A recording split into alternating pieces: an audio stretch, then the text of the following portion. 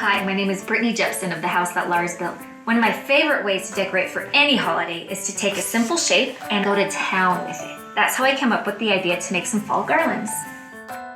What I did is I took some simple shapes, put them into my Cricut, made a ton of them, and sewed them together, and voila, magical fall decorations. I pull up my design space on Cricut and put in my design, and I select the material that I want it to go onto. And then I put my mat in with my cardstock on. The Cricut machine does all the work for you in cutting it out perfectly. This is the fun part. Once it's done, I take it out, and this is my favorite part, the unpeeling.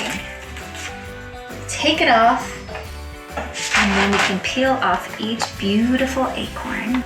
Perfectly cut. Much better than my scissors. And faster too. Voila!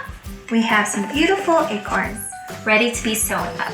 Now I've set up my machine, and I want to put the length at least 3 because anything smaller will tear up the paper. So I start at the edge, and I want to sew at least in the top third of the shape so that it doesn't get top heavy. When you're done, leave a little bit of room so that you can use the thread to tape it to your wall. And you can see how pretty it's going to be once it's hung. I'm going to be using these garlands at a family get-together, and at my get-together I will be having name tags. So it just takes a little bit of glue stick and then gluing the shapes to the paper. And I can write the name of my guest onto the name tag. So cute and easy.